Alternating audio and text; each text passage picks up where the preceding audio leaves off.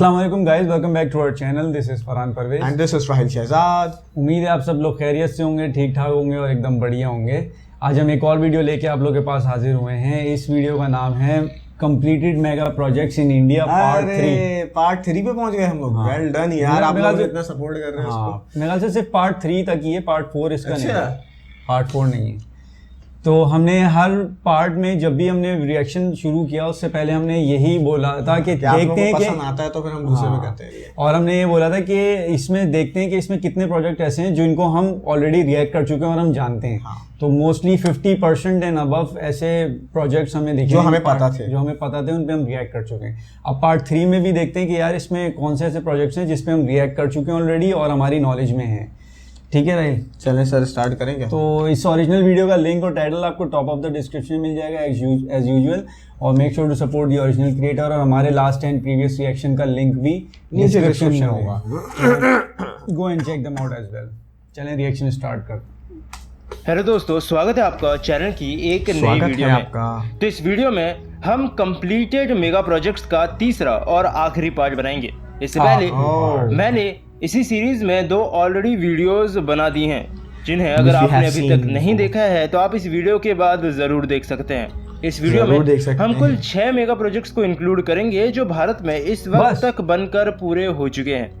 और मैं इसमें वही मेगा प्रोजेक्ट्स इंक्लूड कर रहा हूं जो थोड़े बड़े हैं, क्योंकि अगर मैं सारे छोटे मेगा प्रोजेक्ट्स भी इंक्लूड करने लगा तो वो प्रोजेक्ट्स काफी ज्यादा हो जाएंगे, जिन्हें इंक्लूड करना भी मुश्किल है और उनमें से हर एक के बारे में रिसर्च करना भी।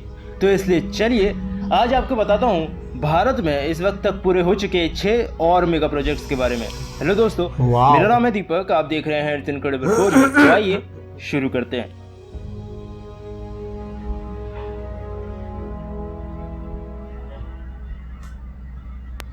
Number 6, Sardar Sarovar dam. तो सरदार सरोवर डैम का नाम शायद आपने भी सुना होगा। स्टैचू ऑफ यूनिटी का तो नाम सुना ही होगा। तो ये स्टैचू उसी सरदार सरोवर डैम के नज़दीक बना है, जिस वजह से लोग इस स्टैचू को तो कंसिडर कर लेते हैं, लेकिन ये डैम बहुत ही कम जगह पर लिस्टिंग में आ पाता है। नवगाम के नज़दीक गुजरात में नर्मदा नदी के ऊपर बना है ये कंक्रीट ग्रेविटी डैम, जो भारत के 4 राज्यों गुजरात, राजस्थान, मध्य प्रदेश और महाराष्ट्र को बिजली और पानी की सप्लाई करता है। इस पूरे डैम को बनाने में 25 बिलियन भारतीय रुपयों का खर्चा आया था, जिसे सितंबर 2017 में बनाकर खोल दिया गया। लेकिन सबसे इंटरेस्टिंग है इसके बनने की स्टोरी। इस डैम का फाउंडेशन स्टोन हमारे पहले प्रधानमंत्री जवाहरलाल नेहरू ने 1961 में रखा था। 1979 में इस प्रोजेक्ट ने धीरे धीरे अपना आकार लेना शुरू किया था और डैम का पूरा कंस्ट्रक्शन किसी तरीके से 1987 से शुरू हुआ था, लेकिन 1995 में भारतीय सुप्रीम कोर्ट ने इस पर रोक लगा दी, जिसका कारण था नर्मदा बचाओ आंदोलन। आसान सी भाषा में ये आंदोलन नर्मदा नदी के ऊपर बनने वाले ऐसे ही डैम्स के लिए किया जा रहा था, जिसके बाद 6 सालों बाद फिर ये प्रोजेक्ट वापस शुरू हुआ। लेकिन इस बार डैम की ऊंचाई घटाकर 110 मीटर कर दी गई, जिसे फिर 2006 में 121 और 2017 में आखिरकार 138 मीटर का किया गया। आज ये डैम 138.68 मीटर ऊंचा है। जितना कंक्रीट इस पूरे डैम को बनाने में लगाया गया है, उस हिसाब से अमेरिका में कोलंबिया नदी के ऊपर ग्रैंड कोली डैम के बाद ये दुनिया का दूसरा सबसे बड़ा कंक्रीट डैम है। ये डैम आज करीबन 1450 मेगावाट की पावर को जनरेट कर रहा है, जो गुजरात के साथ साथ आज उसके आसपास के राज्यों के लिए भी काफ़ी लाभकारी साबित हुआ है। Number 5, India's largest dry dock. पर हमारे पास है भारतीय नेवी का सबसे बड़ा ड्राई डॉक, जिसका पिछले साल सितंबर में ही उद्घाटन किया गया था। मुंबई में मौजूद ये नेवल ड्राई डॉक को बनाने का जिम्मा हिंदुस्तान कंस्ट्रक्शन कंपनी को दिया गया था। अब हो सकता है आप में से कई लोगों को ये ना पता हो कि ड्राई डॉक आखिर क्या होता है। असल में ड्राई डॉक का इस्तेमाल शिप्स, बोट्स, वाटरक्राफ्ट, सबमरीन, इन सब चीज़ों की कंस्ट्रक्शन, मेंटेनेंस और रिपेयरिंग के लिए किया जाता है। इसमें पानी भरकर पहले शिप या बोट को समुद्र से इसके अंदर लाया जाता है, फिर पानी बाहर निकालकर उन पूरे शिप्स या ऐसी ही किसी भी चीज़ की आसानी से मरम्मत की जा सकती है। इससे शिप के उन पार्ट्स को भी आसानी से मेंटेन और रिपेयर किया जा सकता है, जो आमतौर पर समुद्र के अंदर रहते हैं। भारतीय नेवी का ये ड्राई डॉक इतना बड़ा है कि हमारे एयरक्राफ्ट कैरियर INS विक्रमादित्य और आने वाले INS विक्रांत तक की रिपेयरिंग इस पूरे ड्राई डॉक के अंदर की जा सकती है। पूरे 9 सालों का समय लगा था इस ड्राई डॉक को बनाने में, और ये शायद दुनिया का एकमात्र ऐसा ड्राई डॉक है जो कि 3 तरफ से पानी से घिरा हुआ है, और इसमें इतने पावरफुल पंप लगे हैं कि ये 10,000 क्यूबिक मीटर तक की कैपेसिटी के टैंक को 3 सेकंड में पूरा भर सकते हैं। इस पूरे ड्राई डॉक को बनाने में 8,000 मैट्रिक टन स्टील का इस्तेमाल हुआ है। ये लगभग उतना ही स्टील है जितना पूरे आईफिल टावर को बनाने में लगा था, और 5 लाख टन कंक्रीट इसे पूरा बनाने में इस्तेमाल किया गया, जो बांद्रा वर्ली सीलिंग में इस्तेमाल किए गए कंक्रीट से 1.5 गुना ज़्यादा है। खैर, अब ये ड्राई डॉक ऑपरेशनल हो चुका है, और अब आखिरकार इंडियन नेवी को अपने बड़े वाटर क्राफ्ट्स की रिपेयरिंग के लिए किसी और पर डिपेंडेंट नहीं रहना पड़ेगा। नंबर 4, भारत नेट, या जिसे भारत ब्रॉडबैंड नेटवर्क लिमिटेड के नाम से भी जाना जाता है, ये एक टेलीकॉम इंफ्रास्ट्रक्चर प्रोवाइडर है जिसे भारतीय सरकार ने डिपार्टमेंट ऑफ टेलीकम्युनिकेशंस के अंदर बनाया है। इस प्रोजेक्ट के तहत भारतीय सरकार का लक्ष्य देश भर के करीबन 6,25,000 गांवों को कवर करते हुए 2,50,000 ग्राम पंचायतों तक 100 मेगाबिट पर सेकंड की स्पीड से हाई स्पीड इंटरनेट को पहुंचाना है। कुछ समय पहले हुई एक स्टडी ने यह बताया था कि आज भी भारत में गांवों में शहरों के मुकाबले काफ़ी ज़्यादा जनसंख्या रहती है, और उनमें से सिर्फ 17% ही ऐसे लोग हैं जिन्होंने कभी इंटरनेट का इस्तेमाल किया है, जिस वजह से आज भी कई बार सरकारी सुविधाएं उन तक नहीं पहुंच पाती हैं। इस प्रोजेक्ट के तहत सरकार ने इंटरनेट को ऑप्टिकल फाइबर केबल के तहत पहुंचाने का निर्णय लिया था, जिससे ना ही कनेक्टिविटी में दिक्कत हो और ना ही स्पीड में। और सबसे सही बात जो इस प्रोजेक्ट की है वो ये कि ये पूरा project make in India initiative के तहत बनाया गया है। मतलब शुरू से लेकर अंत तक 1 रुपये की बराबर की मदद भी बाहरी किसी कंपनी से इस प्रोजेक्ट के लिए नहीं ली गई। ब्रॉडबैंड नेटवर्क लिमिटेड की वेबसाइट के मुताबिक अभी तक हर महीने 13,47,438 लोग इस सुविधा का इस्तेमाल करने लगे हैं, और हर महीने एवरेज 6,70,000 गीगाबाइट के आसपास का डेटा उन लोगों द्वारा इसके तहत इस्तेमाल किया जाता है। और इस तरीके के प्रोजेक्ट गांव में लोगों तक सुविधाएं पहुंचाने के साथ साथ उन लोगों को टेक्नोलॉजी से भी रूबरू कराने का एक काफ़ी अच्छा तरीका साबित हो रहा है। Number 3, Nagpur metro. वैसे तो देश भर में इस वक्त काफ़ी सारे मेट्रो प्रोजेक्ट्स पर काम चल रहा है, और मैंने अभी तक किसी भी वीडियो में कोई भी मेट्रो प्रोजेक्ट इंक्लूड नहीं किया था, क्योंकि ये रैपिड ट्रांजिट सिस्टम काफ़ी तेज़ी से हमारे देश में फैल रहा है। लेकिन नागपुर मेट्रो मैं सिर्फ इसीलिए इंक्लूड कर रहा हूँ क्योंकि ये प्रोजेक्ट पिछले साल ही ऑपरेशनल हुआ है। फरवरी 2014 में महाराष्ट्र सरकार ने इस मेट्रो के प्रोजेक्ट को अप्रूव किया था, जिसका फाउंडेशन स्टोन उसी साल 21 अगस्त को रखा गया था।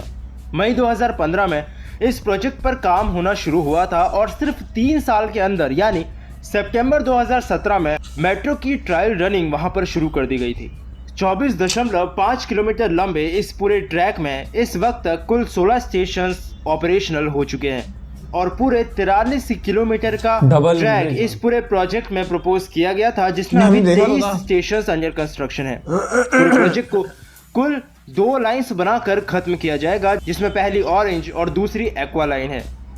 इस प्रोजेक्ट पर काफ़ी तेज़ गति से इस वक्त काम हो रहा है। 3-4 सालों के अंदर ही, भले ही सेक्शंस में, लेकिन नागपुर मेट्रो ने अपनी सर्विस शुरू कर दी है, और शायद कुछ ही समय में ये दोनों लाइंस भी पूरी तरह बनकर तैयार हो जाएंगी। Number 2, Chenani Nashri tunnel. Doctor Shyama Prasad Mukherjee tunnel या फिर श्यामा टनल के नाम से भी इस रोड टनल को जाना जाता है, जो कि भारतीय यूनियन टेरिटरी जम्मू कश्मीर में बनी है।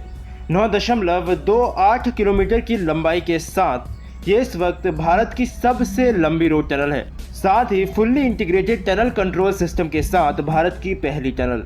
इस टनल पर साल 2011 में काम शुरू हुआ था, जिसका उद्घाटन अप्रैल 2017 में प्रधानमंत्री नरेंद्र मोदी ने किया था। National highway authority of India इस पूरे टनल की ओनर है, जो कि आज पैसेंजर और फ्रेट दोनों को ही हैंडल कर सकती है। इस टनल ने जम्मू और श्रीनगर के बीच की दूरी को करीबन 30 किलोमीटर तक कम कर दिया है। साथ ही क्योंकि ये ऑल वेदर टनल है, मतलब अब इन दोनों जगहों के बीच ट्रैवलिंग में भी स्नोफॉल और एवलांचेस जैसी किसी भी चीज़ का खतरा नहीं होगा। इस पूरी टनल में प्रॉपर वेंटिलेशन और सिक्योरिटी के लिए कुल 124 हाई एंड सिक्योरिटी कैमरास लगाए गए हैं, जो कि सीधे इंटीग्रेटेड टनल कंट्रोल रूम से कनेक्टेड हैं, जो कि सीधे टनल के बाहर मौजूद है। मतलब इस टनल के अंदर सिक्योरिटी के साथ साथ सेफ्टी का भी पूरी तरह से ध्यान रखा गया है, और उन चीज़ों पे आज ये टनल पूरी तरह से खड़ी उतर रही है जिस चीज़ के लिए इस टनल को बनाया गया था। नंबर 1, ढोला सदिया ब्रिज, भूपेन हजारिका सेतु। अगर ये नाम आपने सुना है तो ये वही ब्रिज है जिसकी बात हम यहाँ पर कर रहे हैं। भारतीय उत्तर पूर्वी रीजन में असम और अरुणाचल प्रदेश को कनेक्ट करता हुआ ये ब्रिज पानी के ऊपर बना भारत का सबसे लंबा ब्रिज है। इस ब्रिज की लंबाई 9.15 किलोमीटर की है, जो आज पहला और एक परमानेंट रोड कनेक्शन है नॉर्थ ईस्ट असम और ईस्टर्न अरुणाचल प्रदेश के बीच।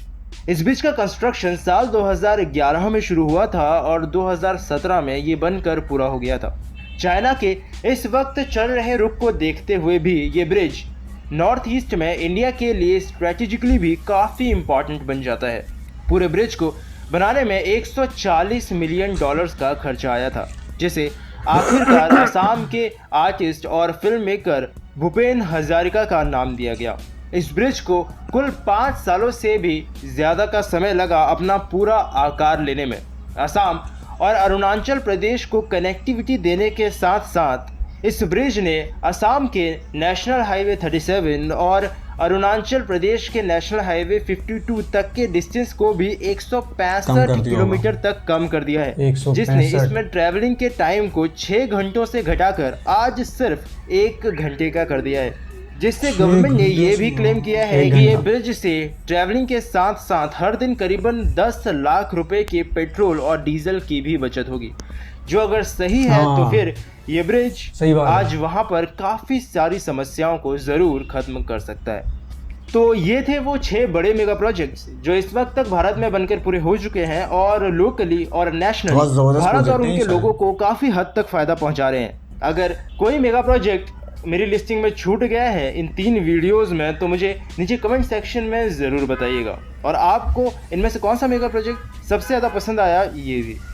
तो बस अभी के लिए इस वीडियो में इतना ही। उम्मीद करता हूँ आपको वीडियो पसंद आई होगी। अगर आपको वीडियो पसंद आई है तो इसे लाइक करना, अपने दोस्तों और फैमिली के साथ में शेयर भी, और अगर आप चैनल क्या बोलोगे फरहान भाई पहले यार इस वीडियो में तो जितनी चीजें थी तकरीबन वो मोस्टली हमारे 6 प्रोजेक्ट में से 4 तो हमने नहीं देखे थे, 1-2 हमें पता था। एक ये ब्रिज जो था ये असम और अरुणाचल प्रदेश और एक वो मेट्रो वाला पता, मेट्रो वाला नागपुर मेट्रो हमें पता था बस। बाकी और हमारे जितने भी प्रोजेक्ट्स थे ये ना, उस डैम के बारे में हमें पता था, वो डैम का जो था, और वो टनल वाला भी हमें नहीं पता था, और कौन से थे नेट की कनेक्टिविटी की जो है भारत नेट, वो नहीं पता था हमें, भारत नेट का, और एक और था।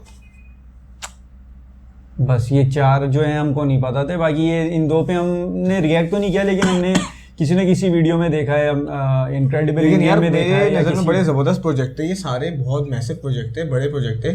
1-2 के अंदर तो बताया ना, इतना स्टील लगाया है कि वो जितना एफिल टावर। अच्छा वो था ना चौथा जो हम भूल रहे हैं, वो जो उन्होंने बनाया है शिप रिपेयरिंग के लिए, ड्राई डॉक वगैरह जो है वो बनाया है, तो वो था चौथा। हाँ, इतने स्टील लगाया उसमें। और एक में इतना कंक्रीट लगाया कि जो यूएस के अंदर एक ब्रिज है, पता नहीं कौन सा था वो, उसके बाद दूसरे नंबर पे ये ब्रिज आता है, इतना कंक्रीट था उसके अंदर। बहुत शानदार प्रोजेक्ट है, मैसिव प्रोजेक्ट है, और ये कि कंप्लीट हो गए, ये हो चुके हैं। और एक यार वो वाला जो प्रोजेक्ट था डैम वाला, हाँ, उसकी स्टोन रखा था वो यार उनका नाम भी याद नहीं आ रहा, स्टोन जो रखा था वो उसमें कब रखा था, 60-70 साल पुरानी कहानी है ये। और फिर उसपे स्टे हो गया ना यार, फिर कोर्ट की तरफ से स्टे हो गया, तो फिर उसके बाद वापस उसके बाद काम करा, उसको थोड़ा सा नीचे करा, मेरे ख्याल से ये बोल रहे थे। हाँ, तो फिर वो जाके कंप्लीट हुआ, तो आज वो इतना जबरदस्त हो गया है कि बहुत सारे 2-3 डिस्ट्रिक्ट को वो दे रहे हैं ना बिजली। हाँ, और वो वही है जहाँ पे वो उनकी वो है ना स्टैच्यू ऑफ सरदार वल्लभ भाई पटेल, स्टैच्यू ऑफ यूनिटी जो है उसी तरफ है। स्टैच्यू ऑफ यूनिटी पे तो हम रिएक्ट कर चुके हैं, शानदार स्टैच्यू है, मैंने आज तक ऐसा स्टैच्यू नहीं देखा, tallest biggest statue in the world है। तो चलो इसमें काफ़ी सारी चीज़ें हमें अच्छी लगी, प्रोजेक्ट जो हैं वो कंप्लीट हो गए, और आगे भी जो प्रोजेक्ट चल रहे हैं वो भी हमें पता है, देखें वो कब कंप्लीट होते हैं। तो इसका पार्ट 4 आएगा वो बोल तो रहे लास्ट पार्ट है। लास्ट पार्ट है, पता नहीं क्यों लास्ट क्या है यार, अभी तो और भी इतनी सारी चीजें और भी होंगी। चलो लेट्स सी, अगर कोई आपकी नज़र में हो और कोई पार्ट अगर आ जाए इसका तो बता दें हम। बता देना हमको। तो यार ये नीचे जो वीडियोस आ रही हैं हमारी प्रीवियस वीडियोस हैं, इनको ज़रूर देखिएगा और इसको प्रेस करके चैनल को ज़रूर सब्सक्राइब करें, और जिन वीडियोस पे आप चाहते हैं कि हम रिएक्ट करें उसका लिंक और टाइटल हमें फेसबुक पेज पे प्रोवाइड करें। मिलते हैं आपसे नेक्स्ट वीडियो में, तब तक के लिए अल्लाह हाफिज़।